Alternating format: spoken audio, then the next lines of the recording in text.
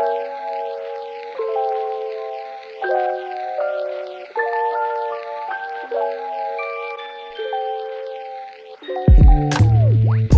everyone, my name is Pragna Nidumolu and I am the founder of EcoTeens, an initiative that helps raise awareness of climate change and how teens can come together across the globe to do their part in making this world a greener place for them and future generations to live in.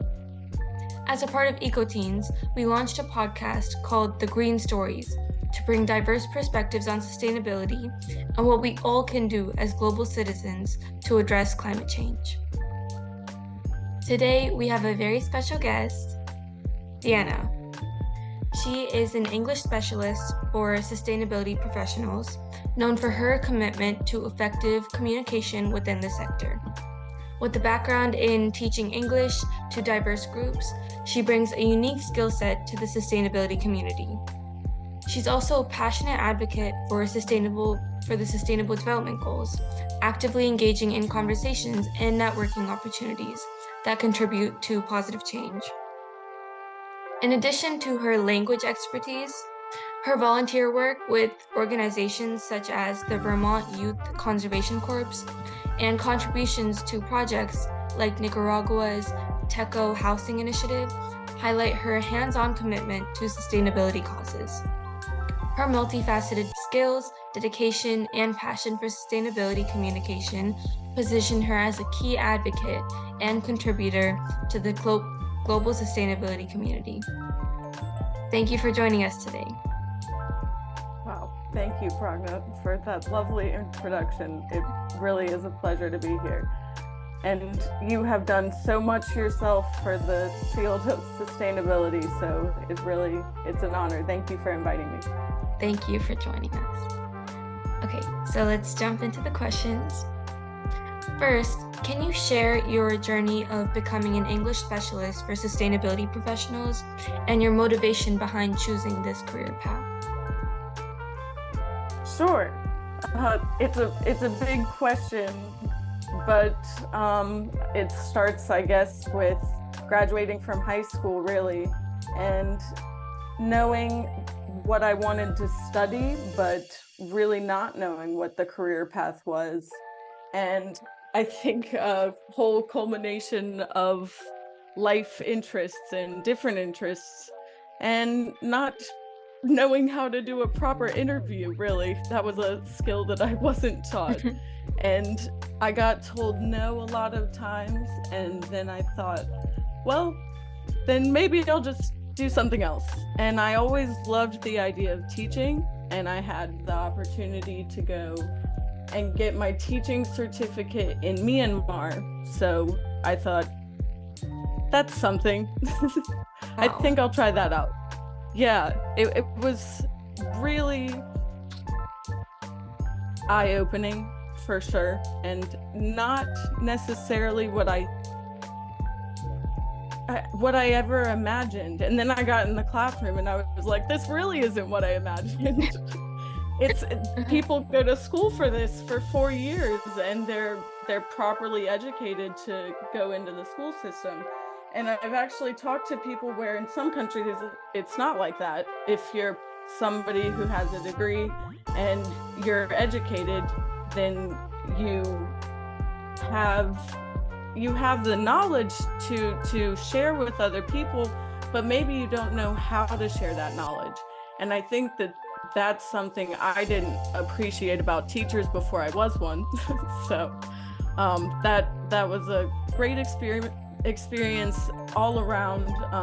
Showed me how many opportunities there are out there to work with so many different kinds of people with such different stories. And at that time I did start getting into this idea of the human story and how different we are, but how when we share our experiences, how much we can relate to each other. And so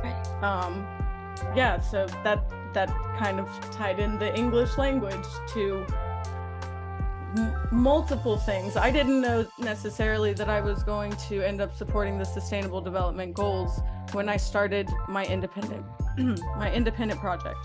But as I kind of had to switch gears with that, I thought I was going to start helping teachers bring eco material into their classroom and focus mostly on like education for the natural resources that we're using for climate change.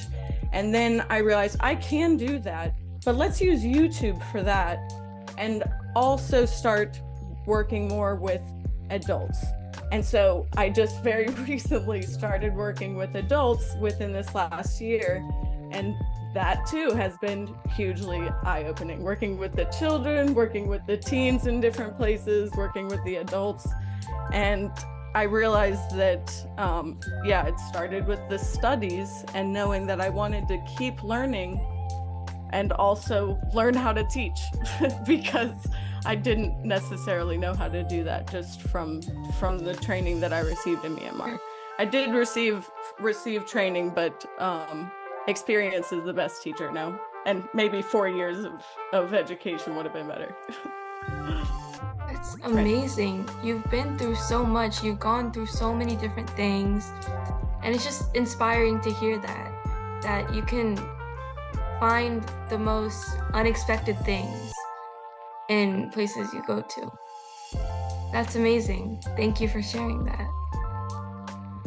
So, while you've volunteered with these organizations such as the Vermont Youth Conservation Corps and Nicaragua's Teco Housing Project, how have these experiences influenced your perspective on sustainability, and what lessons did you learn from your volunteer work? Well, you might have to circle back around with the full question of that. I'm thinking back to the Vermont Youth Conservation Corps and how that contributed to my journey overall was the question. Yes. Well, we talked about teens and youth dialogue being so important, but also action from teens. Right. And that was one thing that I saw in both of those projects, really, because the Techo project was young adults, youth. I'm not sure that they were necessarily as young, but anyways, young adults have a huge capacity to change so much. And we talked about the dialogue, like I said, but also the action. That was the Youth Conservation Corps. We went into these trails and really just didn't have any idea what we were doing out there in the middle of the wilderness and trying to repair the access to trails in the natural parks. And we were living as best we could out. It was roughing it. It was pretty rough for a few months. And it was a lot of fun, and you learn how to live in a small community of people who all really do have the same goal to go out there, get more education on what kind of jobs there were. We met people in the forestry service, and just got a better idea of what we could do in our future if we wanted to get involved in environmental education, or if we wanted to, some women that were on our team went to fight the fires in California just a couple years later. That was super cool.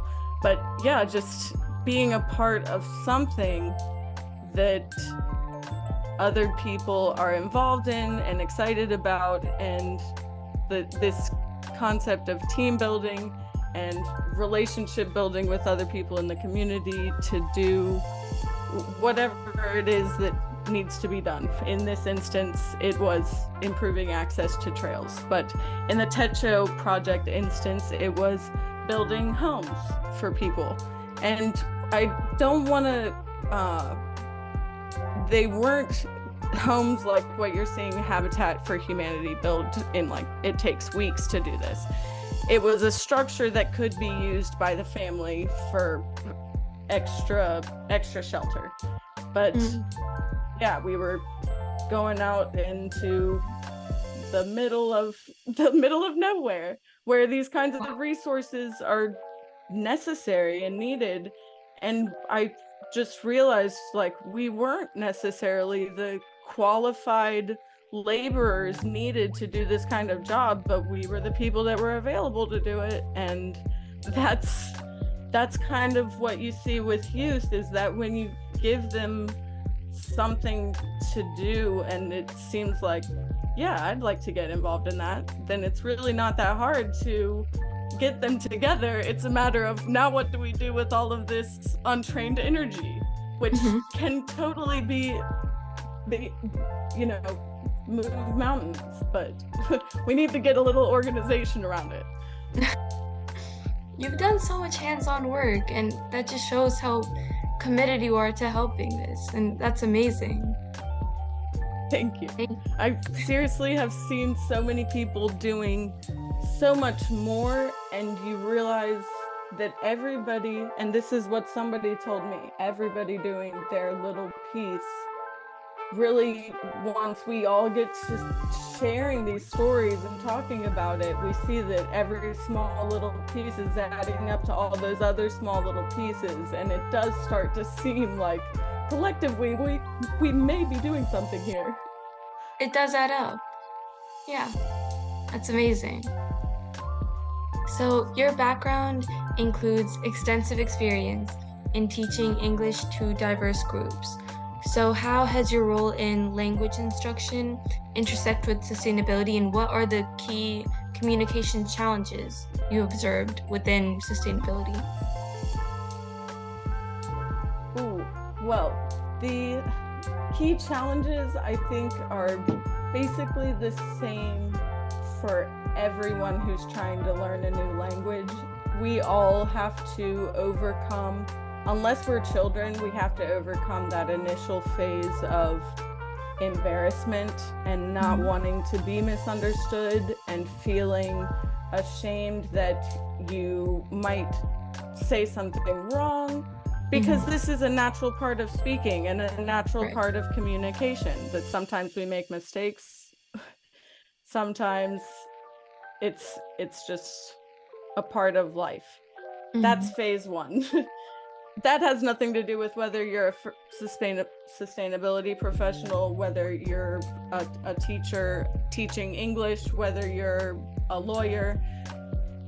If you want to learn a new language, this is just a mental barrier, really, is what it comes down to. And that's what I've noticed is much less the case with kids. And so the entire instruction is much different with adults. You have to overcome these mental barriers for adults before you can even really get into the mistakes that they need to help with or to support whatever background knowledge they have. If you're starting from zero, then yeah, it's that initial phase of just, we got to get going. There's a lot ahead of us, and I know it's overwhelming, but once you start, you can do it. You really just have to not think about how long it's going to take. And so, yeah, with any level, I think mostly it's the mental barriers that you have to overcome, because with repetition and with necessity, the vocabulary and the communication come naturally. It's easier, right? When you're talking about topics that are related to your work and related to something you're passionate about, you want to be able to talk about it, right? Right. Wow, I've never been really exposed to this part of teaching, and it's amazing to hear it from a professional. And thinking about it, you're right, like, it all starts with the mind, and you have to be mentally prepared and mentally able to do these things. Wow. It's so true, and at any age. Right. Have you noticed that in your own you're living in an educational world? Have you noticed that with other students around you? Yeah, definitely. Like, if you don't have, like, your mind has to come first, and then you can start learning and absorbing. You know definitely. what a professor once told me? That we all think that we are so right. And the first thing she had to do to us as freshmen was convince us that maybe we're not. And that's just one thing that we have to maybe keep in mind, is that as much as we feel that certainly there is one correct answer, sometimes you do have to just keep an open mind. Definitely. That's the most important thing because if you don't have an open mind, how are you going to learn anything? Bingo. You're right. You're so right. Okay. In your opinion, what are some of the most critical skills or qualities that sustainability professionals should possess to be effective advocates for positive climate change? Hmm. Well, I think it starts with the, like I mentioned, the need to have your voice heard, for you to really care whether or not you're being able to communicate the messages that you're passionate about. And I think when you say things simply, people are more likely, and more people are more likely to listen. So it is good to cover the information and to have the knowledge and to be able to talk about the conversations that we're having in class, for example, are more focused around one specific topic. So it might be full of information, full of vocabulary, but in general, I think what really matters is, do you have the mentality of, we have one planet, we don't have a choice with finding solutions, we have to. And what are we doing, and how is our English able to help us do what we have to do? It in some ways, for me, is driving the conversations that are being had on a global level, but then are able to be communicated with on multiple levels. So when you get stories told from the community, that comes up through, or comes through, shouldn't say up, but comes through maybe somebody who expresses that story in English to other people so that more people can understand. No. Right. Yeah, it should be, these topics should be widely understood and, yeah, you're right. Thank you so much. I have one final question. What is your message to the community? And what do you think youth and people around the world should do or know to help and further this cause? I think maybe it's kind of the same, going back to the sustainability professionals and how they can be advocates for positive change. We all can, and we all do have a role in this, and that's Right. I guess, yeah, you can choose your own way to contribute, but I guess I would say that you should always try to be relatable with the people in your community, be relatable with, the project that you're trying to promote. It has to be something that sits well with you, and be innovative. Like we said, keep an open mind, be creative, and just be bold. Sometimes we're going to make mistakes, but at this point right now, we are really close to a world of opportunity. It seems scary right now, but there's no option but to find solutions. So I think it's a positive time. It's great to be alive. Thank you. Thank you so much. And I think people all around the world need to hear this. So thank you so much for joining me. It's been amazing talking to you. I've learned so much. And I can't wait to share this with the world. Well, good luck with your podcast, and I look forward to seeing your upcoming episodes, and just thanks again. Thank you.